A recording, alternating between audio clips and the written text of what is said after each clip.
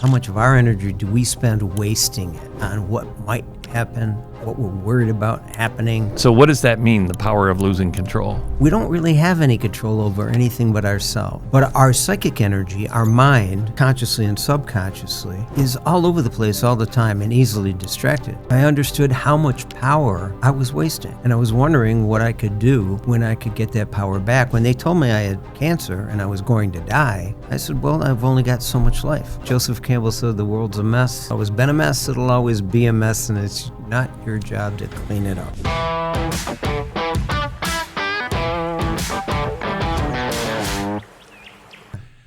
Joe Caruso, welcome to Vivá la Visionary. I'm Coach Bob, and I'm excited to have you here. And as you said, we've known each other, and you've been a mentor to me in many ways, and we'll talk about that. So when I look for guests, it's people that have influenced me and have something to offer to the world. And you have so many things to offer to the world, including your new book, which we'll talk about. And so I'm going to start when we first met, which literally, I think it was 26 years ago, because I think it was before my daughter was born. And we were at an EO event at not Birmingham Country Club, but West Bloomfield or Bloomfield Country Club.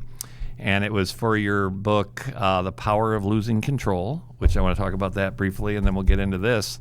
But I wanted to lead with very inspiring conversation that you had. It was very moving, and that was fortunately a time where we could bring our spouses. That was to a group of CEOs. Of EOs, yeah, so EOs. Entrepreneurs, right, Yeah. right. So yeah, we are CEOs, but many of us visionaries, so Vivá la Visionary. Mm-hmm. And so great moving experience. And then after, it was, hey, Joe's going to stay around for any questions.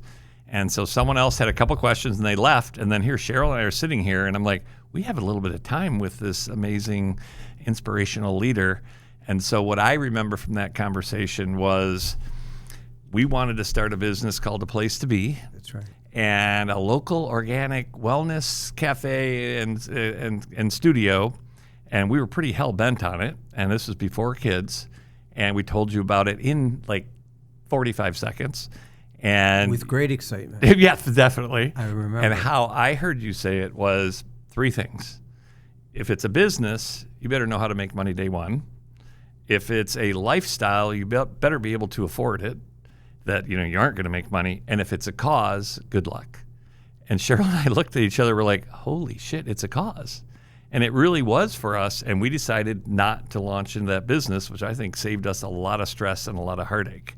So tell me a little bit more about how did you so quickly pick up on what we were doing and to give us those words of wisdom? Whoa. No pressure. Yeah. This is going to be an interesting podcast. Well, thanks for having me. Yes, so glad you're here. How do you know what you know? What an interesting question to Right. ask anyone. How do you know you're not making up what you know? And how that's do you okay know too, you're right? Yeah, it's a difficult thing to do. I've spent my life thinking about my mind. Right. Your brilliant mind. Well, thank you. I have the gift of having to be aware of myself. When I was diagnosed with, cancer, being dead Right. at 18 years old, because there's no cure, Right. and it kills people. Should we give fair warning that I will make it to the end of this video? Yes. I've got a fun story for you from great. yesterday about that. Yeah. Anyway, I'm cured, one of the first people cured of testicular cancer. 2 tumors in my right lung, one in my left lung, one in my neck. And I just paid attention. I made the point to say, why am I here? The great Spaniard or Spanish philosopher, at least of Spanish descent, said that life is worth living, I'm paraphrasing, Yep. is at once the greatest and most necessary of assumptions. And his name escapes me at this point. So I had to think, okay, why live if you're going to die? And I had to think, well, to find out who you are. Right. I ask all my clients know I want you to be the best you can be. That means understanding your fears, your subconscious mind. It's far more powerful and unavoidable than your conscious mind. Right. You're the best person to lie to. You'll believe And I it. buy those lies, right? Exactly. And just what drives you and why, and what attracts you and why, and how do you define yourself? And so that's at 72,000 images a minute, we throw off a lot of signals about ourselves in our voice and our, the hair on our skin and all kinds of ways. And we can perceive much of that. You guys came to me with, if I remember that room exactly. Yeah, 26 years ago. Moments big as years, I think, was Keats, the poet. Okay, right. And somehow my mind captures moments big as years. Excuse me. And that's how I capture memories, like a little piece of a film. Sometimes you could say, hey, we met at such and such. I'll go, right. I got nothing. I'm so sorry. Right. But I remember that, and you had excitement and energy, trepidation. Sheryl had trepidation, your wife. Right. But she was going to do whatever you were passionate about and was going to be behind it 100%. That got my attention because I thought that was lovely. And you had been a successful entrepreneur. That's why you were in the room. I was speaking to all successful people. My friend Alex Berkeles introduced us. Yep. Alex is awesome. He's a great guy. He just texted me as we walked in the door to this studio. Tell him I said hello. I will do that. And one of the things I talk about in the book, Narrative Wins, is allegorical listening. There's a reason people tell you things. Think about why they're telling you, what they're telling you, when they're telling you, how they're telling you. As the great Paul Gray, the psychoanalyst, would say, follow the affect, the feeling attached. Either because it should be, like if I say, oh, I just got an electrical shock, okay, that's not affect. That's a neurological, immediate, can't even think of it, reaction. Right. That's not even a response. That's a beyond and before my conscious mind is engaged. But allegorical listening is the story underneath the story. That's what an allegory is. Right. And so I make my living talking to people. They're clients. They call me every week, on time, every time, and we talk for an hour. And I start with, how's your mind today? And Bob, what that does is, another chapter in the book, it contextualizes that the meaning of everything happens in our mind. Right. This table has no meaning. This microphone has no meaning except for when it meets my mind. Right. And then it only has the meaning my experience or expertise can bring to it. I was in a rock and roll band when I was a kid, sponsored by Shure microphones. I attach that meaning to it, what I see at the bottom of your microphone when I look across the table. The windscreen, I know this cannon jack. I understand this, but if I wasn't in a band, I would have none of that. It would just be a microphone. And it might make me uncomfortable, and I might want to like this into it. Might get too far from it, or I might bounce back and forth because I don't understand how it works. So how we attach meaning to things. We are the stories we tell ourselves we are. We are the great contextualizer for our own mind. In the book, I talk about leadership and how to become, thank you, a great contextualizer. Oh, you could see, I was in a rock and roll band, so you could see the roadie case there. Right. I didn't even catch that. Nice. Thanks. Well, the container of our mind. Right. And narrative wins. Narrative is the way we connect separate things to create meaning. We need connection to create meaning. So when you can subjugate your ego and truly pay attention to what's coming at you, especially when it's another person's story. When I say, how is your mind today to clients, it does several things. Number one, they think that, oh yeah, my mind's involved. Right. After So we're not years, just going through the motions. Exactly. Right, It's right. like, well, this person was a real, bastard to me today. Right.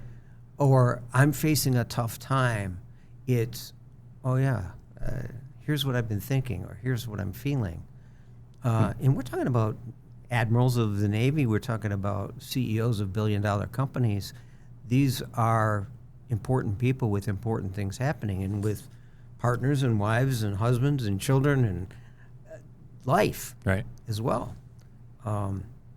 And so basically, I contextualize what I'm seeing, not limited to my egoistic experience, but paying attention to all the allegorical things that are behind what I'm seeing. And you guys had a great story. It's like, hey, we did pretty well for ourselves at this time in our lives, and now we want to do something, not that what we did to be successful wasn't meaningful, but now we get to pick. And I heard that. And that's where hobby or cause came into my mind. I'm not sure which term I used. You remember very well. It was a game-changing moment, yeah. So I was fortunate enough to know, because of the number of words, I'll break it down now. Right. Okay, making shit up, basically, Right. based on my memory and your recollection and how these things meet. Right. Okay. We're going to start A, and then how many words did you use to describe a place? Right. What is home? Home is a place in your mind. And when we're at home in our own skin and comfortable with ourselves, our mind is not as limited as when we're not, and all the insecurities and fears and not being fully presently and empathically in the moment with another, all that noise gets really loud. Right. So we can practice this just by being fully and empathically in the moment with the other, which I was in that moment. Yep. I had done my bit. Right. I had talked about my best-selling book to smart Very people. inspirational, yes. And it was funny. Oh, Yeah, go for it. can I just jump around? Okay. That's what we're here for. Okay. When I was doing interviews when the book just came out, and it's brand new, Right. but when it first just came out, I'm doing pre-interviews and so on, and I'm saying my second best-selling book to an interviewer, Right. and he goes, "Well, what was your best-selling book?" And he thought I was saying it comparatively. Right. So I had to learn that really quick. Okay, that's dumb. But with that particular book that you were there for, I had done my bit. I had said my piece, and people, just like any program, people cry or they laugh. They find themselves in the icons and images of the stories you tell, if you're a good storyteller. And hopefully you are. I am to myself. Exactly. You're the star of your own movie, baby. And it's a wonderful thing. So that's probably what I was picking up on. Right. And what I was hoping to achieve, and I couldn't know. I reflected on it. I didn't know who you guys were. Right. I just met you. But on the way home, I was reflecting on it, that I hope I was what I hadn't written in this book Right. yet, the great contextualizer. I hope I was able to help them really focus to a singular contextualization about what would be fulfilling. So this is a process or an idea, but you're looking for a connection, a home-like connection. Right. It's even in your string of words, your adjectives that you were using to describe what this coffee shop, home, Right. learning place would be. And so that's probably what I picked up on. And this is critical for if I give advice, it's be fully and empathically in the moment with the other. Right. And that's a great exercise for your self development, because when you're thinking about others and you're paying attention, you're not in the way. Right. And you're not, if you were neurotic, you would be the opposite of that. Right. That's not a bad definition of neuroticism. Well, to finish that story for me, as I'm going back to 26 years ago, I had a couple successes. I thought I could do no wrong, and anything I touched would turn to gold. So for somebody to contextualize, I didn't know what that even meant at that point, to say, okay, do you know how to make money out of the gate? I'm like, no, we'll figure it out in my head. Do you have enough money to make it a lifestyle where we don't have to make money right away? And I'm like, well, we got a 6 to 9 month runway or whatever, as I was kind of saying, okay, we can lose money for X amount of time, but then that's pressure that, boy, we better start making money. And then when you said it was a cause, and we both were like, holy shit, it is a cause. And Sheryl and I have done this a few times where we get some great aha or learning, and we want to share it with the world. And sometimes, That's nice. even before, well, I appreciate that, but I think sometimes I want to share it with the world because they should do it. They need to do it. And at the end, I get it, that it's just be the example. And with a lot, I do a lot of self-reflection and retreats. And I had a amazing healer once said, what is your rush, Bob? And I literally said, this was like 8 years ago. I said, I need to save the world. So you helped me, but it's still there. And she was like, first of all, the world doesn't need saving. Second of all, that's a lot of pressure. And third, you're going to probably die trying. And it was and she helped me to realize that my life lesson is to humbly speak my truth and to walk the talk, as opposed to screaming into the chasm, which again, that's the cause part for me that I figure, Joe, you got to try this, We as love opposed the to, echo. yeah. And so I'm still learning every day. I'm client number one with my book and my teaching.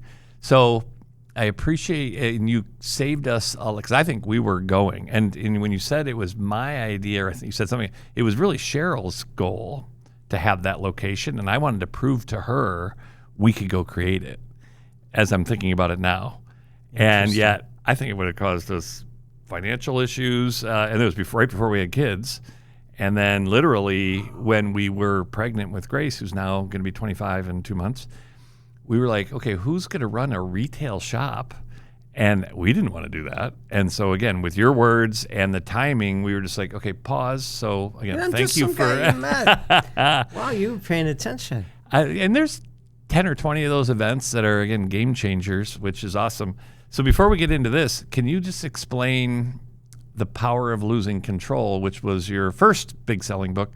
So what does that mean, the power of losing control?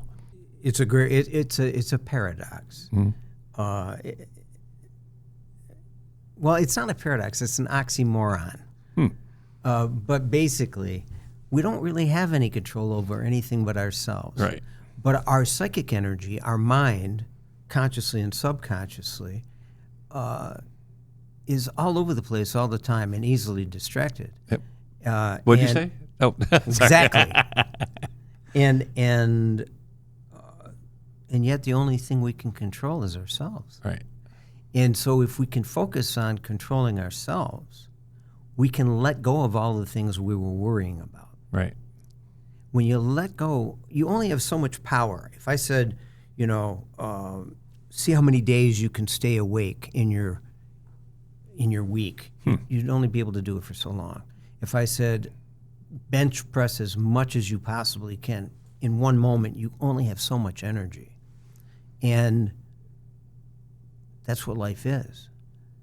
And how much of your energy, how much of our energy do we spend wasting it on what might happen, what we're worried about happening, regret? Right. Regret's like Ugh. worrying in Right. reverse. It's still wasted energy. Right. And I don't know of anyone who's gone back and changed something from the past as far as regret, right? No. So I understood how much power I was wasting.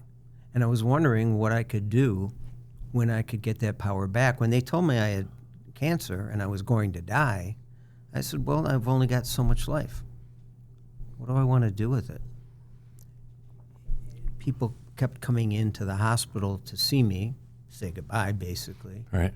And, I was on experimental chemotherapy, which was illegal. I had to sign rights to take it.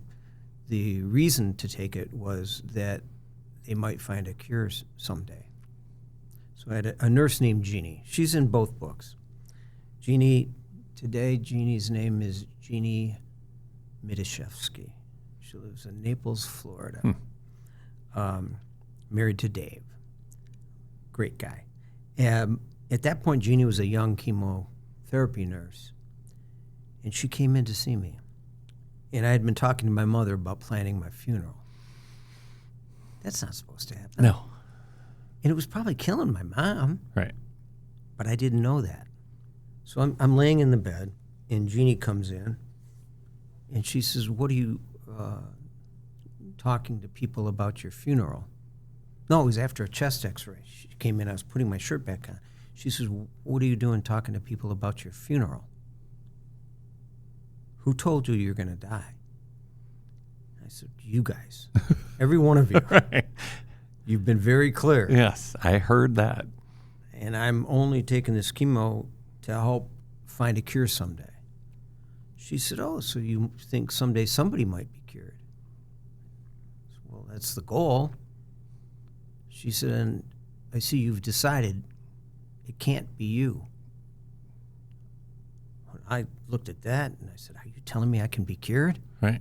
And she said, that would be medically irresponsible. She said, what I'm saying is, if you decided it won't be you, it can't be you, and there's nothing we can do to help you. And she walked out of that room. I wasn't aware she was using guilt, but in reflection, it worked. Right. That, geez, there's this, young nurse dedicated her life to a very difficult part of the medical profession. And I'm not even trying. Right. And it shifted my context. Jeannie was a great contextualizer for me in that moment. Right. And I've had a few great contextualizers in my life. I dedicate the book to them, the new one, and try to teach how to, what I call nudge people's narrative, because the book's called Narrative Wins. Right. With the stories we tell ourselves we are. And if we break those down, there's a foundational narrative about us that we really believe. And it determines what we perceive, the meanings that we make connections with in order to determine ultimate meaning.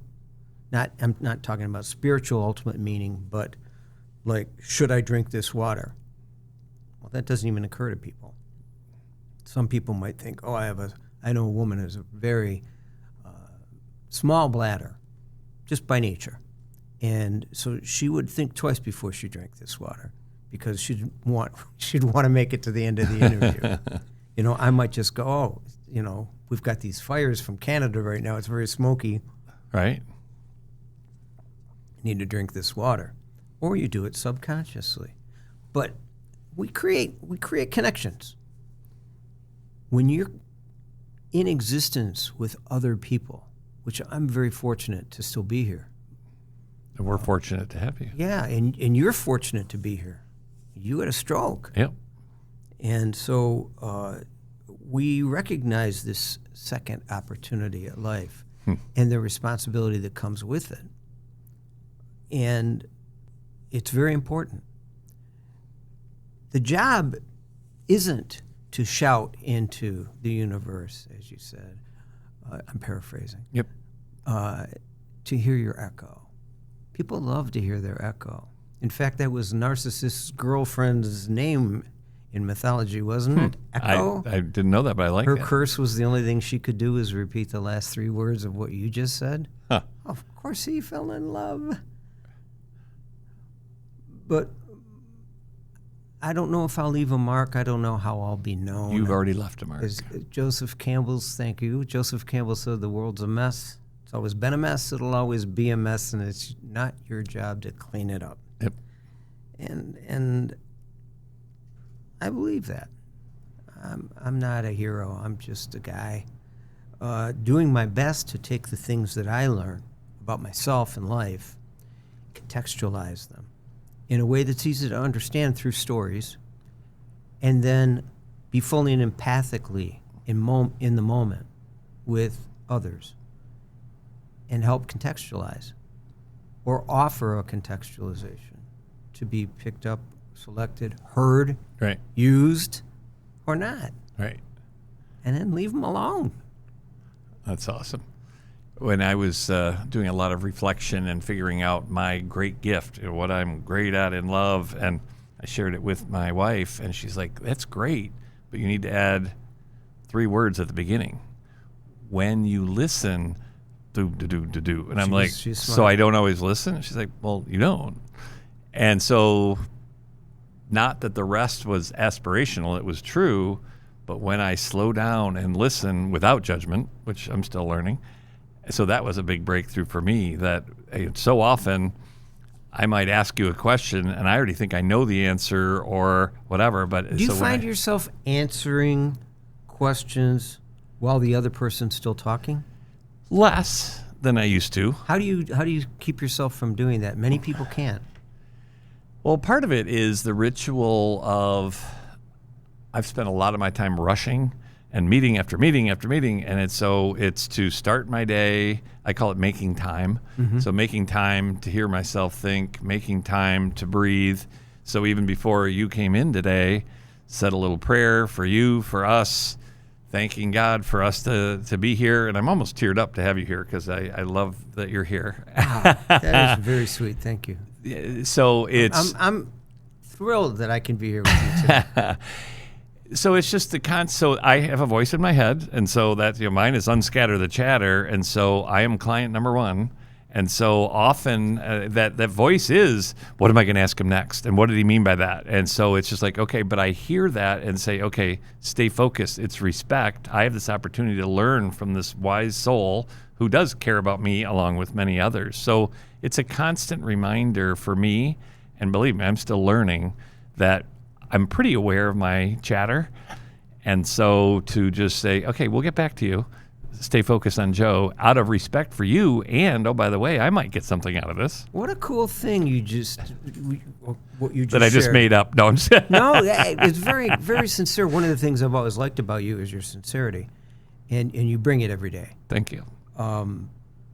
I've spoken for your groups, Yep. the I Matter groups, and great people and great candor. You've been able to be a leader of people who expect, they come to those groups. How often do you have these meetings? So the Visionary Summit, which is based on iMatter, it's twice a year that we do 48 hours of all things visionary. We bring 3 amazing thought leaders in who are also participants, and you were one of the great ones. Thank you for sharing.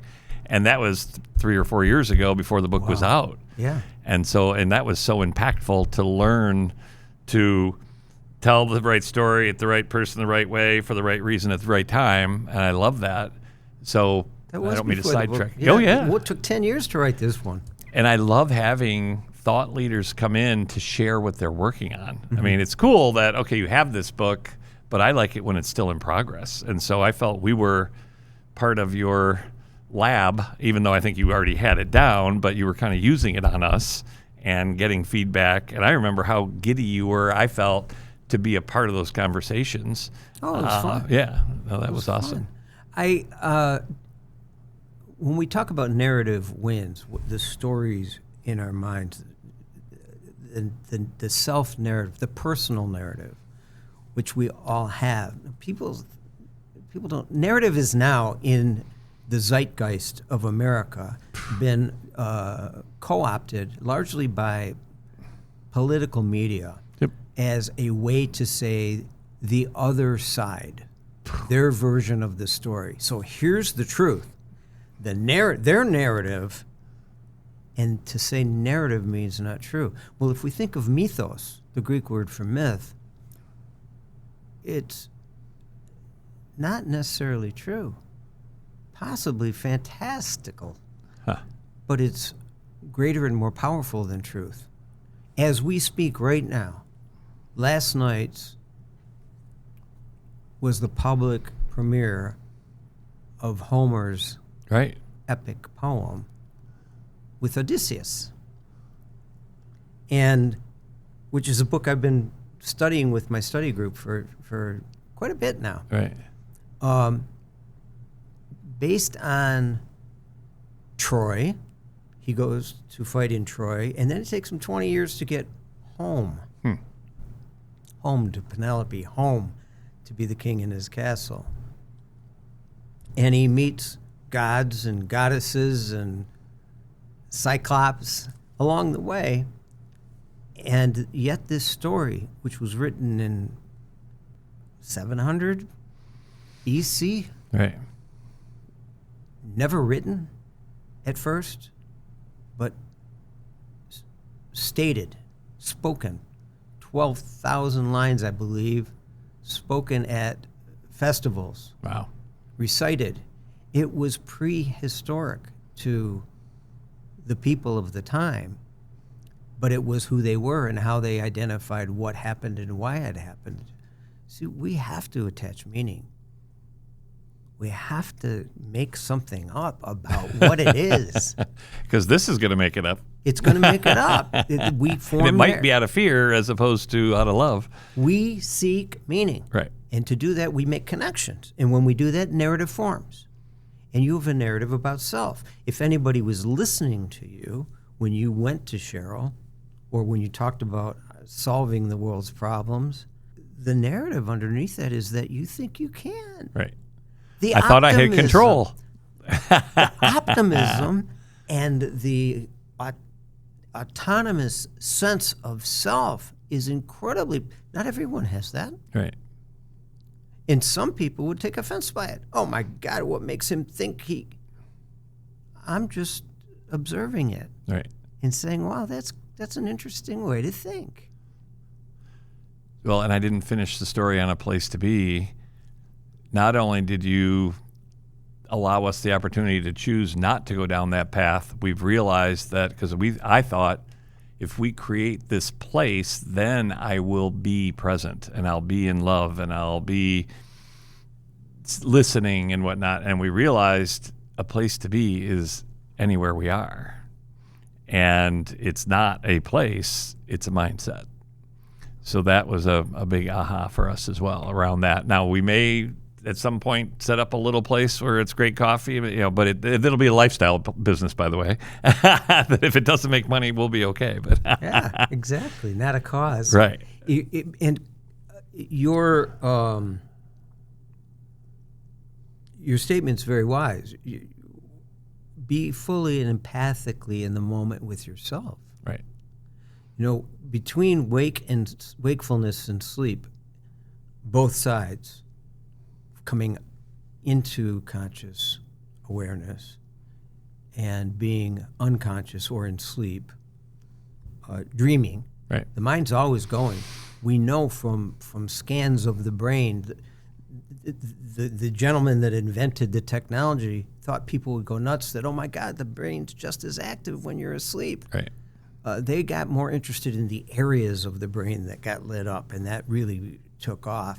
And he thought the breakthrough was that the brain, what the hell's the brain doing when we're sleeping? Right. Well, it's dreaming. The subconscious mind doesn't sleep. That's why it's far greater and far more powerful than the conscious mind. And it's dreaming all the time. When you're awake, it's dreaming. It's Right. making shit up right now. You can be listening to me. That only takes a fraction of your capacity to follow what I'm saying. Right. And so we put things together and we create narratives and then we behave to them. it's very difficult. You have to be pathological or have something wrong with the way you think in an unhealthy manner to behave differently than by how you define the world and yourself in it. In fact, one could argue you can't. In other words, if you're a narcissist, you're behaving to how you see the world. Right. I could argue for that, that's natural, not healthy. So being able to be fully and empathically in the moment with ourselves, when we wake up and we're not quite conscious, I like to stay in that state. That's magical. As long as I can. Right. The liminal state. Liminal? Liminal. Okay. Where when you meditate, sometimes when I meditate, I don't know where my arms are. Right. My hands are laying. As soon as I move them, I'm aware, and I can't forget where they are. Right.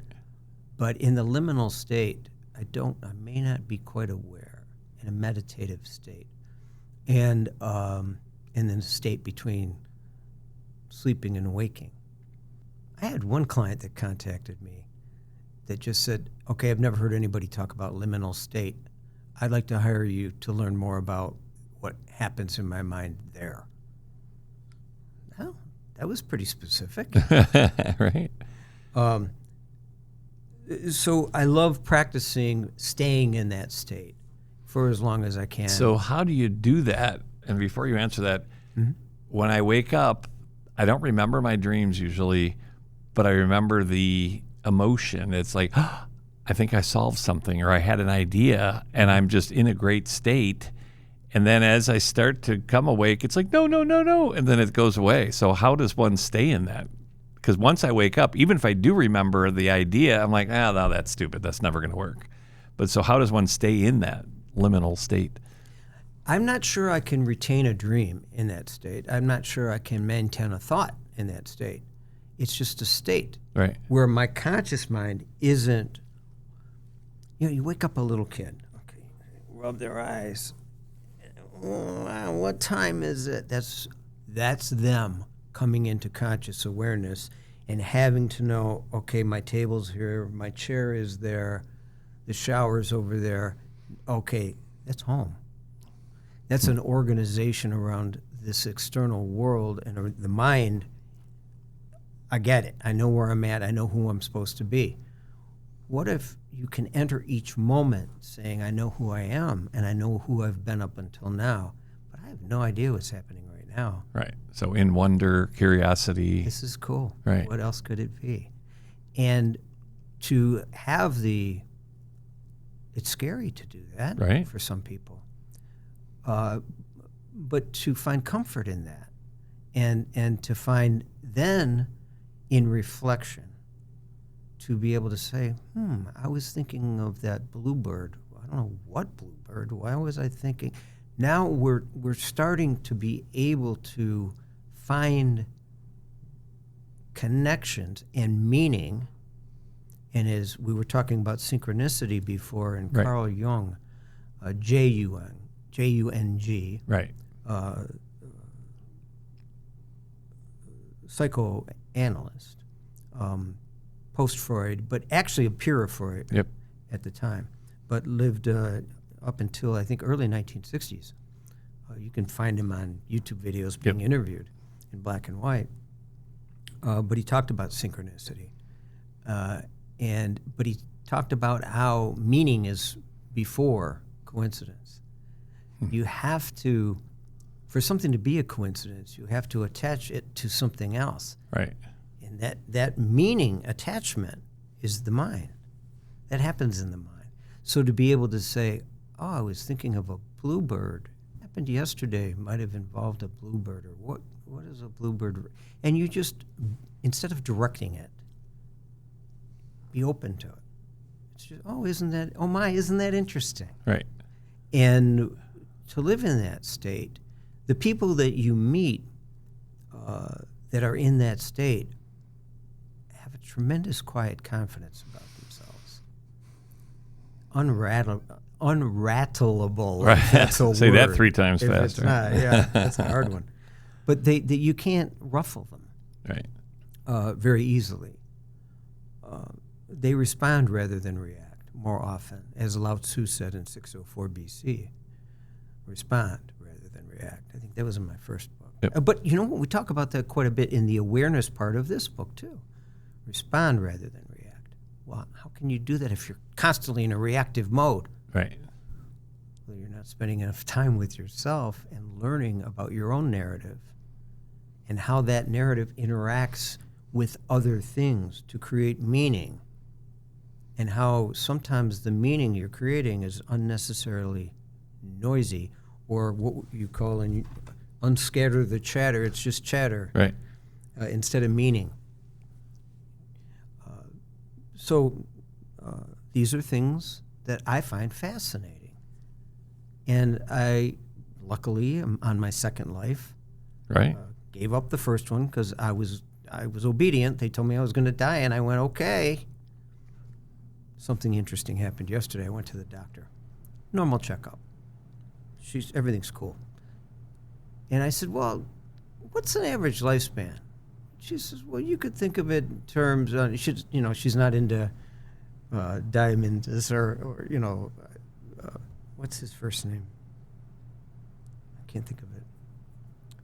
She says, 85 is a good number to think about for what we've experienced in life generally. That the machine starts to falter on average. Right. Some people get lucky. My best friend, my co-author, he's 93 years old. He's sharper than I am. And gourmet chef, cooks every night. So ages varies. But that was her answer to my question.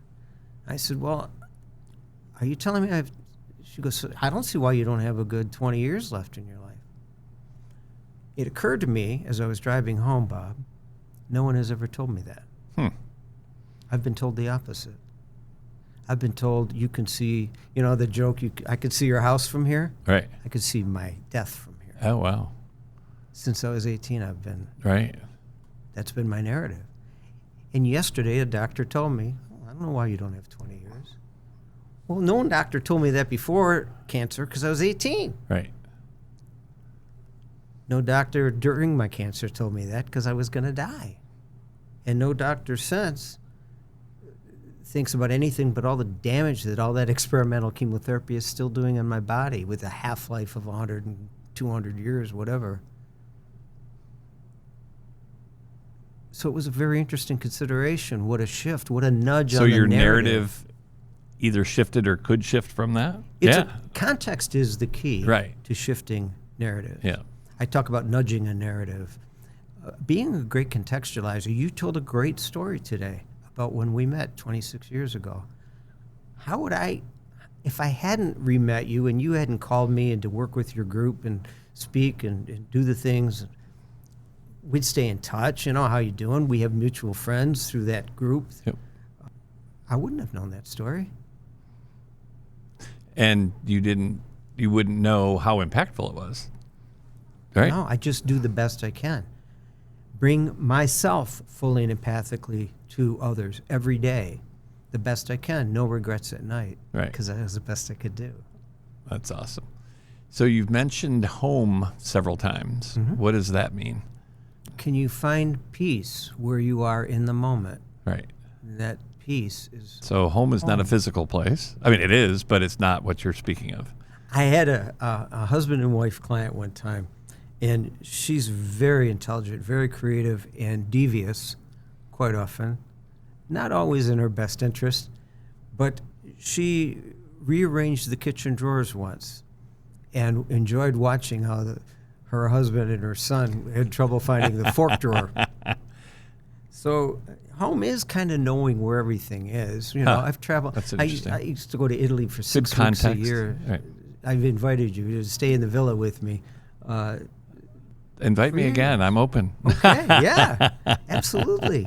And being home, or the reason I'll stay in a villa for 6 weeks, is I don't have to get on a plane. That's the longest period I've never had to get on a plane. Oh, wow.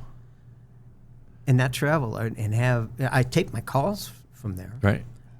with clients, but being home, this is forks right here, the spice store is here, the knives are here. Some people go down to this is the chair I sit in. This is where we keep the TV changer. I haven't seen a TV. I haven't touched a TV changer in 20 years. Way before YouTube. Right. Just stopped watching. I'll look at this tonight instead. Your Right. book, Unscatter the Chatter. So thank you. Yes. So what I'm hearing, it's kind of like a place to be. I was looking for a place to go to be, as opposed to just being where I'm at. So And could home be creating a here place and for here? others. True. But is that a safe space, and there's not judgment, and there is peace and an elevated consciousness. Yes, Yeah. and two people can do that in conversation. My co-author Sean Mahoney, one time we were in a restaurant having a conversation, talking about the book, and the waiter came up and he said, "I'm sorry, we're closing for lunch." 3 hours had gone by. We had no idea. Right. We just looked at each other like this because we were so excited. It was the early phases of the book. Right. And that's home. I like it. Dorothy never left home. She had the power to go back all along. And Odysseus took him 20 years. What kind of sailor was he? But the bottom line is that familiar is home. But being able to be comfortable with unfamiliar. Right. To be able to extrapolate and form ideas around whatever and be interested. To be in Plato's Republic, they talk about, well, who will lead this great republic that we're thinking of? And Socrates said, well, they'll have to have the ability to be dialectical. I call it extrapolation, but it's extrapolation beyond extrapolation. To be able to have this. In my office, I have bookshelves and libraries, too many for my study, but in other rooms as well. But I can go to a book, and I'm very lucky. I can say, I read this 40 years ago, and I think it's in here. I actually had to do that with this book. When the editors call up and they want me to give the citations of, well, where did you read Right. this? I actually had to go through my library and do that. So I know I can do this. I have this great ability to do that. But I can also be comfortable with uncomfortable, with unfamiliar. Let me say it The that way. unknown. The unknown. Right. Oh, I don't know, because I'm curious, which is the last chapter of the book. Be curious. Be authentically curious. Not sitting on the bleachers watching because you're safe. You're safe here. As long as I'm safe, I'll be involved. Not so gung-ho that you're stupid and you don't even recognize you're in danger. I don't know what you're talking about. Exactly. But having this library, this enough experiences and extrapolations in your mind, and having seen enough that you can say, okay, these things go together. I don't see how yet. This is interesting. Tell me more. Right. That level of curiosity. And then, like, the chair gets more comfortable in the home.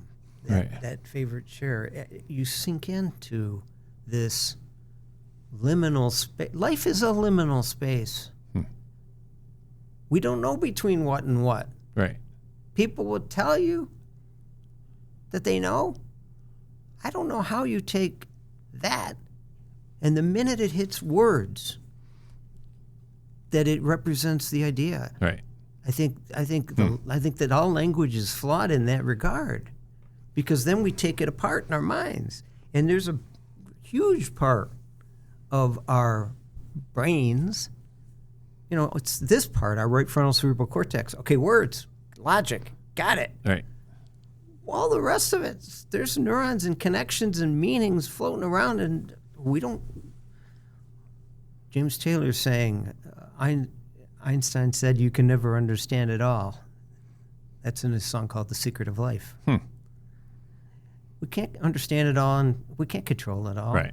And it's not ours to put in order. It's ours to understand ourselves in the context of it. And not, for me, especially when I experience some kind of an elation, aha, and I so want to share it and put words to it, and often when I put words to it, it loses its magic. How do you transfer a feeling to another? If you're in pain with a doctor, how do you? He said, "Well, what level of pain are you at?" How does that? How do you describe pain to another? Right. And how do you describe an emotion, a level of? You can have sex with another human being and reach orgasm at the same time. You're still two different people having two different experiences. It just happens to be together. Right. We're born alone, we die alone. We'll live the middle part in denial of those two facts, longing to make a connection. Right. And when we understand this, we can contextualize ourselves at a higher level. I don't want to know it all. I want to understand everything at the highest level I'm capable of. That requires a sense of allowing yourself to not belong, to not need to belong. And to not have to explain the unknown or whatever. Or yours. Right.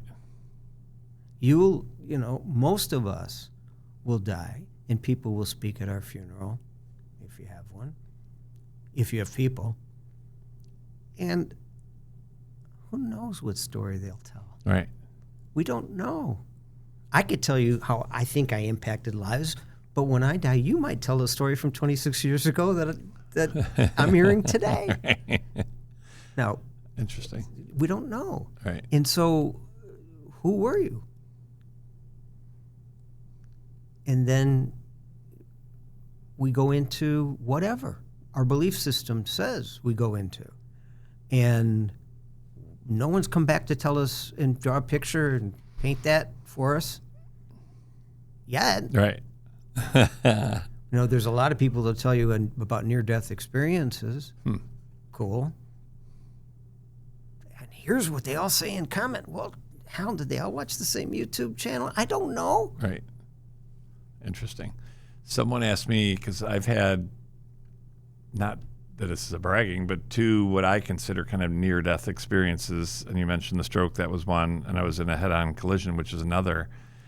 And then when I share some ahas and hopefully words of wisdom, someone asked, can someone who hasn't had a near-death experience take that leap to either wisdom or however one would explain that? I mean, so you went through that at 18. For a while. So can someone... For a long time, months. Achieve, and I'm not saying I'm enlightened, but glimpses of enlightenment without a near-death experience? That may be the question I'm asked the most. Interesting. Yes. The answer is yes. The answer has to be yes. Right. In my mind. Otherwise, that's a lot of drama and trauma. What a terrible thing if it isn't that.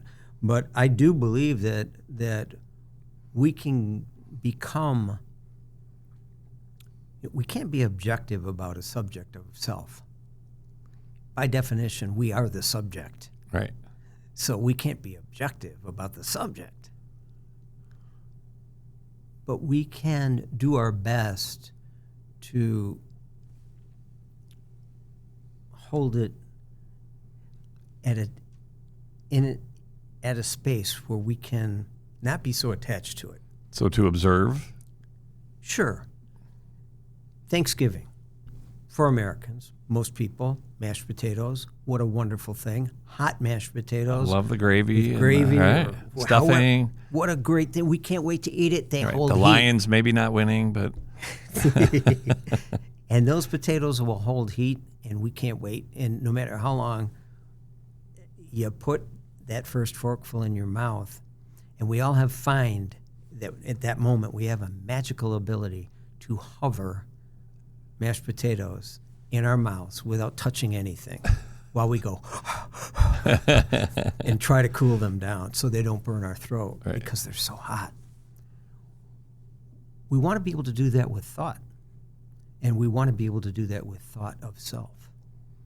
To be able to be objective and as unattached, to have our mind, the part of our mind, the executive part of our mind, detached from the affective part of our mind, to not use scientific words, those are not scientific words, but to say that thoughts and feelings, which, by the way, people tell me they can separate their thoughts and feelings, and I ask them how they feel about that every time they have feelings about that thought. Right.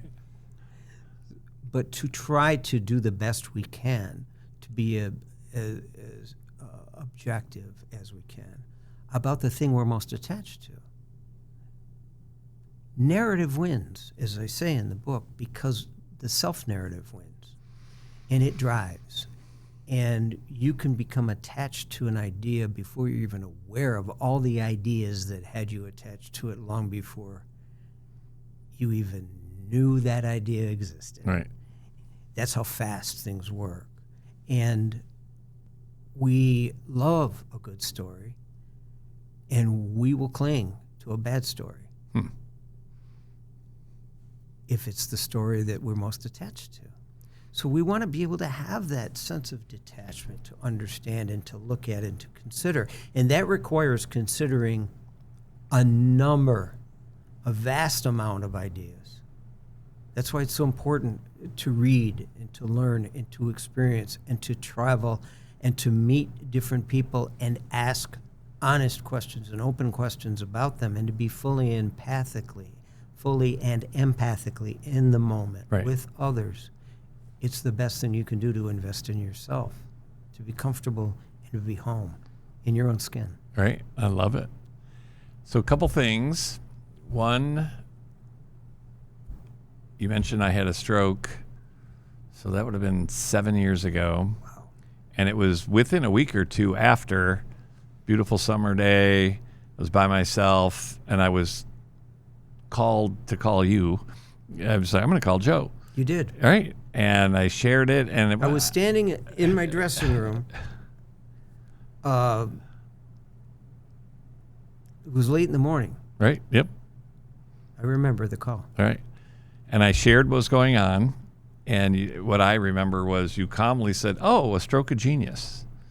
So what does that mean, or how did that come up for you? Because I thought it was, as opposed to going into victim mode or why or how could this have happened or whatever it might be, but that was another one of your words of wisdom that helped me. So what did that mean, and why did that come to you? You have a good mind. That was definitively on purpose. You had called me after you knew you were probably okay. Correct. Yeah, my doctors looked at the test and they said this was kind of an anomaly. I mean, you never know what could happen. That's but the word you used. Yeah. And you said to me, it's an anomaly. I knew I had a position in your life. Of affecting my narrative. of influence, Right. Yes. And I knew that my response would be like the doctor's response to me, that it would carry some weight. Not that much, but I knew that what I would say would be of import.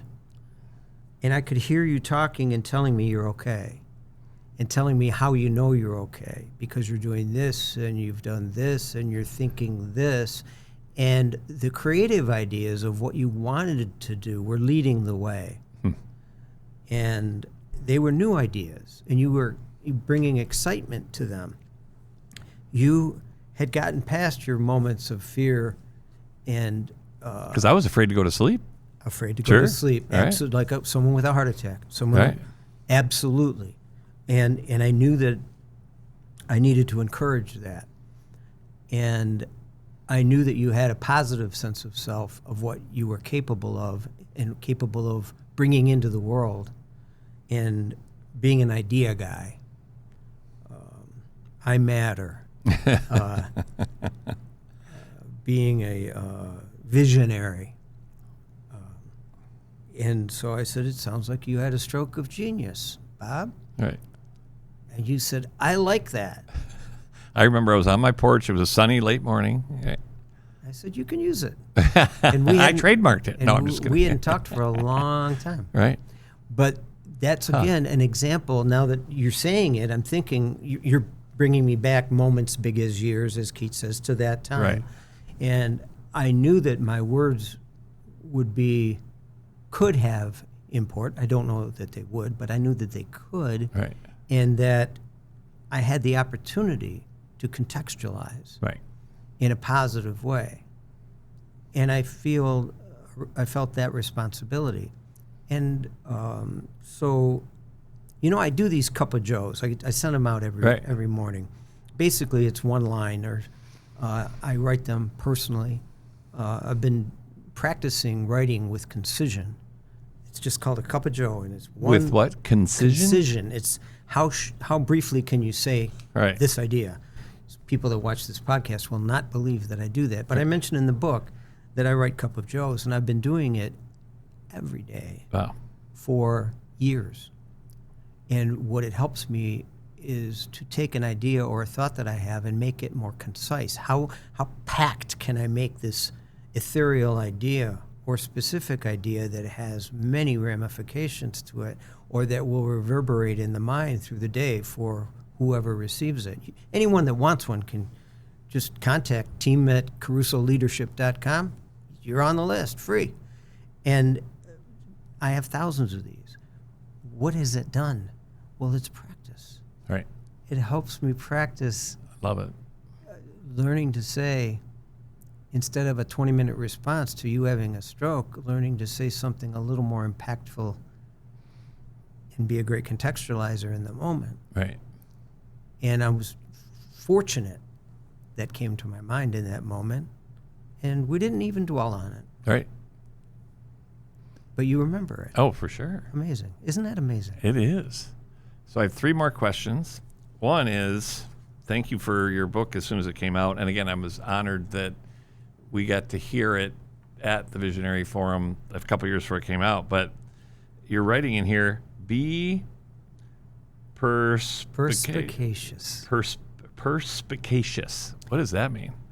It's funny because when I pulled out your book this morning, so Sheryl, my wife, she's like, didn't he write a funky word in your head? So she remembered that. I'm like, nice yeah, what was that? That's interesting. Great questions, Bob.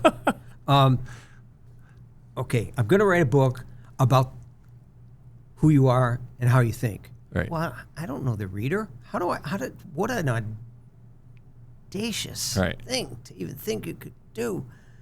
So how do you do that? You could read the first 4 chapters of this book, and it's just an interesting book full of stories. And by chapter 5, you realize you're in there. I've been talking about your mind the entire time. Right. Why?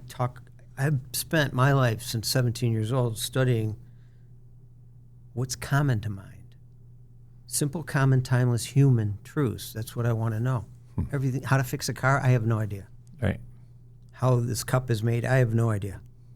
I don't know much about anything else. I want to know those things throughout history, not in the moment, not of TikTok moment. Right. I want to know ideas throughout time. That's why I read.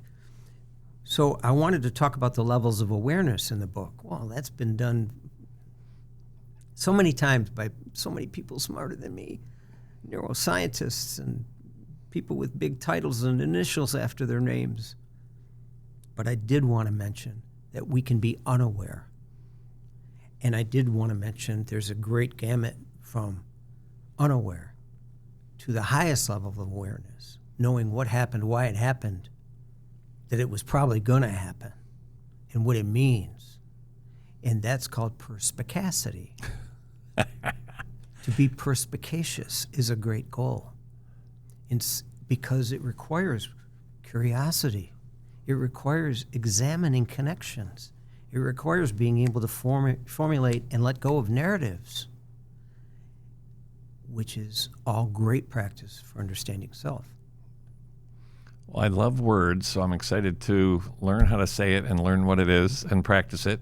Cool. 2 more questions. One, you mentioned the hair stands up, or you said something around that.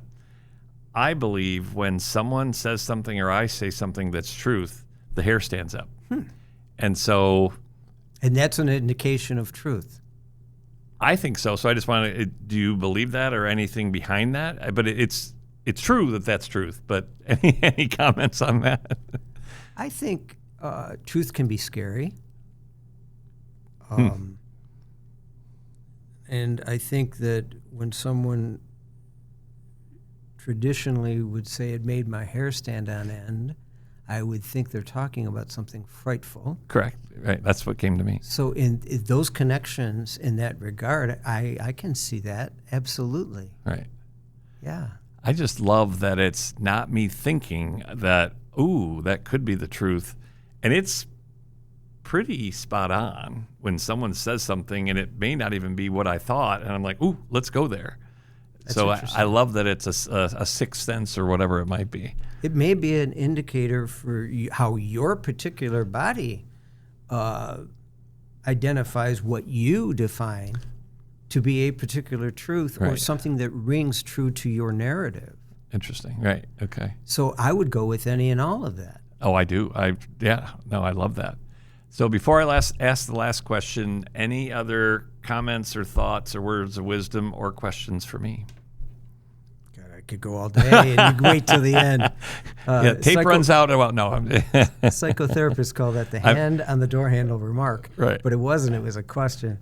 What do you like the most about your podcast, and what would you like your audience to pick up from you? Like, why would they tune into Vivá Visionary? Vivá la Visionary. Vivá la Visionary.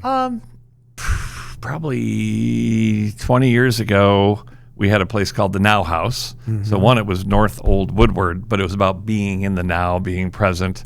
And it was amazing. It was kind of like a place to be. And we kind of had it figured out, and we actually started to break even. And then 08, 09 hit, and we were just tanked. But while we were in it, my wife said, it'd be great if you had a radio show, because I know I'm good at asking questions, and that keeps me present. And so I would say to Sheryl, it's like, oh my gosh, Joe and I had a great conversation. Oh, did you record it? Well, no. Oh, what did you guys talk about? I have no idea. And when I'm in the moment, and someone said I curate conversations, and that was a person who did podcasts. That was when I first heard of podcasts, probably 8 years ago. So to record it, so I would love it if there are 10 million followers. And okay, great. But my main thing is we are capturing words of wisdom. And if it's only for me, only for you, or 2 people you know, or 5 people I know, or whatever, it's worthwhile. And so ultimately, I'm hoping that whether it be a short reel that we create from this where someone is, because my attention span is short. I don't listen to most podcasts. So, I want that 45 seconds. So we create that. So I love that. And if someone's intrigued, they can go listen. And I am very good and love networking for people and selling, Joe's great. You got to read his book. I'm not that great with doing it for myself, and that's okay. So to answer your question, it's capturing words of wisdom and mainly connection and building. And again, if no one watches it, I'm actually not too upset about that. It's that you and I had a chance to connect. Well, it was the best part of my day. Oh, thanks. For sure. Thank you. So hopefully I answered that. But you did. Well, you are sincere in I can say it has been my experience that my moments with you are sincere. You bring yourself to the table, and you are candid about it. And you recognize, before you had a stroke of genius, you had a genius that understood that moments and people are important and to pay attention. And you do that very well. Well, thank you. Yeah. Thank you. Thanks for having me. Oh, absolutely. And then this is a token of gratitude because you matter to me and many others.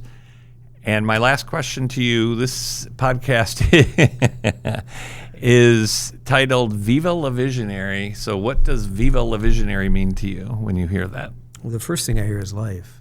Right? Yeah. I don't know if that's the right tense or version of viva, Right. but I hear live. And I remember when I first read the Bible, I remember, wow, there's a lot of dreams. And then people have to tell about the dream. And then people enact the dream. And I noticed that space, the Homeric space between history and mythos. Right. Troy happened or didn't happen, or there was a Helen, and how we're still putting that together, but how they made it up if they didn't know. You're saying there are visions, and visions are real, and they're real to the people that have them, and then they're regarded or disregarded by those that have them, and they can mean something. They are transferable in meaning to others. So you can have a dream about something and tell. What's the most boring thing somebody could do? Tell you their dream. Oh my God! Last night I had this dream. How do I get out of this? There's TV shows about it. It's so funny. Right. But a vision's different. A vision is, I can see that this could be possible. A vision is a possibility that others can find themselves in. I can't find myself in my wife's dream last night, no matter how much I love her. Jesus, when does this end? Right. But a vision is different. And this country, this world has been created by people having visions and helping others create things that never... Many people, God, helped you write this book. Yep. And even create the form of this book. People you don't even know. But if you didn't have the vision for it, nobody would have been involved and nobody would have had something for them to do. Right. And it goes all the way back to the Mycenaeans, the Great Flood in the Museum of London. To go beyond the waters, there's always waters.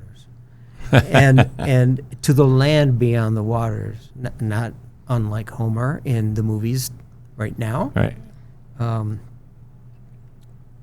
So it's important for you, I believe, to help people understand they have vision, not just weird ideas or fantasies or ideas, and that you are a supporter of that, and that you celebrate it, and that it's worthy of celebration.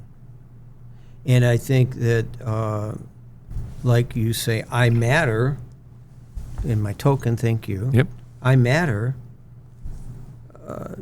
then your vision can matter too. And you can matter through your vision. So why it's in Mexican when you don't have a Spanish bone in your body, do you? No. Schenefeld? No. I don't know. But the other part, I have a pretty good idea, I think. Okay. Awesome. Well, Joe, thank you for your time, your wisdom, and your friendship. I love you, and thank you for being here. Your sweetheart. Thank you.